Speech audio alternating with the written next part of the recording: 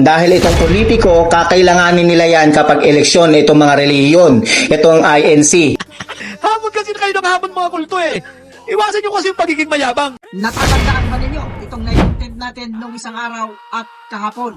Ngayon, nag-collab na sila. Nag-usap na itong dalawang mga ob-ob na ito at yan ang pag-uusapan natin dito sa video na ito. Pero bago tayo magsimula rito, isang mapagpalang araw na naman po sa ating lahat mga kapatid, mga kababayan at mga boss. Kamusta na po kayo? Nandito na naman po ang inyong lingkod, Boss Rick. Ang Pilipinas, ano na? Ngayon, pag-usapan natin itong dalawang ob-ob dito sa social media. At ito nga, tinitira nila yung Iglesia ni Cristo. Pero bago natin panoorin ang video, shoutout muna sa lahat ng mga viewers, silent viewers, mga subscribers natin na siyempre pa yung ating mga suking komentors dyan sa baba. Mamaya po, makikita ninyo dito, mapapanood ninyo yung inyong mga komento at mga reaksyon ninyo tungkol sa video na nilabas natin kahapon at nung nakaraang araw. Babasahin natin yung mga komento para marinig din ng mga of ng mga vloggers kung ano yung mga saloobin ninyo. At mamaya, dadagdagan ko siyempre yung ating reaksyon, opinion at kung ano-ano pa man yan. Pero bago natin bigyan ng malupitang reaksyon, panoorin muna natin yung usapan ng dalawang of. Ito na yung video. Si Marco Tayo daw, 1 linggo lang. Eh si Marco Tayo eh, wala naman sakit yan eh. Wala, nagpapanggap lang yan. Tsaka ang ano yan eh, lagi nga kumakain ng dinuguan yan. Pero darating naman yung araw, tatry rin nyo rin yan si Marco Tayo. Hoy ano, INC, mga kulto, si Marco Tayo, mainit daw yung kulo.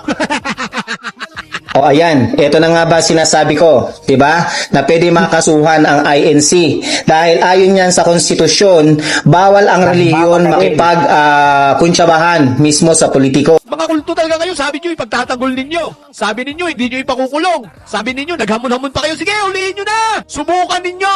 O ayan, ang subukan ay yung kulong. Diyan nagkakaroon ng korupsyon dahil itong politiko, kakailanganin nila yan kapag eleksyon, itong mga relihiyon, itong INC. Hamon kasi kayo ng hamon mga kulto eh. Iwasan nyo kasi yung pagiging mayabang. Kita nyo kagaya nung dabigwan ninyo. Asan yung dabigwan nyo? May pabigwan-bigwan pa kayo. Sabi ko sa inyo, bawasan ninyo ang kayabangan eh. Tapos si Marco Tayo, sabi nyo, hindi nyo ipahuhuli. O ayan na, nakakulong.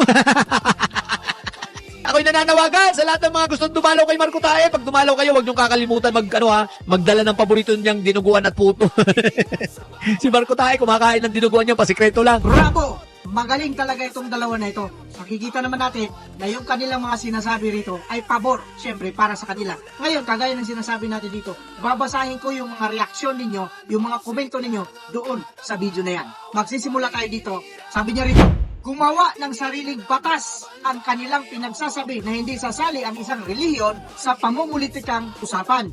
Malinaw na ang Katoliko, hindi relihiyon. Maraming politikong Katoliko, hindi relihiyon ang Katoliko. Kundi sila isang dumi ng kalabaw na naipon-ipon lang, dumi ng, meron ditong emoji. Ang totoong relihiyon ay INC, wala nang iba. Punong-puno sa pagbibintang. Mateo 5, Gis 11 hanggang 12, Mateo 10:22. Ang INC ang tumutukoy. Diyan, hindi ang ibang sekta. Ang ibang sekta, sila ang mga lubong mabangis, laging nang uusig, panglalait, gumagawa ng kasamaan para ibintang sa INC. Para silang nangalungob sa kabangis. Hindi naman lahat ng Katoliko ay masama. Kaya ang kaibigan natin ng mga Katoliko na naggawa ng mabuti, isipin nyo mabuti kung ano ang kinaaniban nyo. Lapit na kayo sa INC. Iwan ninyo na ang isang sekta na hindi totoo, kumilos na kayo. Gawin nyo na ang kaligtasan sa kaluluhan ninyo para pagdating sa paghukom, hindi magiging kawawa ang inyong mga kaluluwa. Napakahaba nito at napakaganda po. Very well said. Galing po ito kay Boss Edgardo. Maraming salamat po sa iyo, Boss. Ito yung kanyang reaksyon at opinion. Meron pa dito, marami pa. Ito pa, good morning, Boss Rick. We miss you. Di ko napanood mga vlog mo. Pa-shoutout mula from lokal ng Tanay, Rizal East. Maraming salamat po. Galing po ito kay kapatid na Ricky Bito. Pero pa dito, happy viewing from Metroville, Santa Rosa City, Laguna, Boss Rick. Galing po kay Federico Manggin. Maraming salamat po. Shoutout po sa inyo. Ito ba, ang pare, nakapalda. Pwede, nakatibak. Galing po ito kay Boss Mary Ann Lal. Maraming salamat po. Ito ba, bro, sino ba yan? Ob-ob na yan. Hahaha, sarap basagin na mukha. Hindi ba? Nanggigigil ito eh. Hindi natin maiwasan.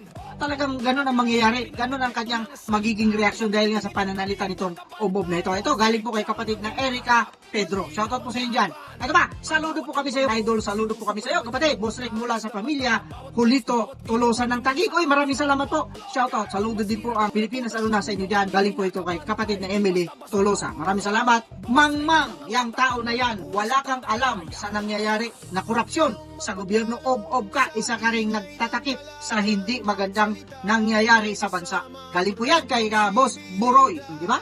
Yan ang sinasabi natin dito. Ito pa, ob talaga yung vlogger na yan. Pa-shoutout po kapatid dito sa Biskaya. Maraming salamat po. Shoutout din po sa inyo. Galing po ito kay kapatid na Chinchin. Shoutout po sa inyo lahat dyan. Maraming salamat po. Meron pa rito, tumahimik na si Epifanio Labrador. Ito na ang mga ipinalit nila sa kanya. I-vlog mo rin ang mga ibang archbishop at pari ng Katoliko na kumakampi sa BBM political government. Kung hindi pa kayo tumigil, susunduhin kayo ni Mima Alicia Lipata. Itong masakat dito, galing po ito kay Boss Esteban Wakdak. Shoutout po sa iyo dyan, maraming salamat po. Ito pa, meron pa, Boss Rick! Sobrang ob ang vlogger na yan. Sino may sabi nito? Galing po ito kay Boss Ernesto Ramos. Shoutout po sa iyo dyan, kapatid. Oh, di ba? Meron pa dito. May sira ulo niyan. Bakit nakasit siya? Nasa loob naman.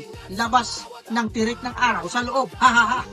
Oo nga naman, ano? Galing po ito kay Boss Try JGG. Maraming salamat po. Eto, meron pa. Tayo nyo, kwento nyo sa pagong o kaya kay Mao Zedong. Baka sakaling maniniwala sila, tanga na lang ang maniniwala sa mga kasinungalingan. Ginagawa panglilin lang sa taong bayan. Kung hindi dahil sa INC, kahit papano nayanig ang Administrasyon Marcos na magnanakaw sa kabang bayan. Pinaghirapan sa income tax o buwis, kinakaltas sa mga manggagawang Pilipino people. Galing po kay Boss Catherine Pasa. Ayan, binasa na po natin. Shoutout po sa inyo. Maraming salamat po. O diba? Yan lang muna ang nakuha nating mga mensahe doon sa komento at reaksyon ng video na pinalabas natin kahapon. Pero marami pa po yan. Yan lang muna. Huwag kayong mag-alala doon sa mga gustong magpabati. Papatiin ko rin po kayo sa susunod na mga video natin. Eto, idadagdag ko lang. Kaya kayong mga ob-ob, lalong-lalo na kayo, yung sinabi niyang huwag kayong magyabang na mga kulto ng Iglesia ni Cristo. Eto yung sinasabi ko sa iyo. Kung kaya mong panindigan yung ob-ob ka, eto lang oh. Mano-mano kung gusto ninyo. Sabihin lang ninyo kung kailan at saan. Kayong dalawa, ang sarap ng pag-umpugin mga upo kayo. With that, kagaya ng sinasabi natin dito, mag-iingat po tayong lahat, pwera lang sa mga taong ob.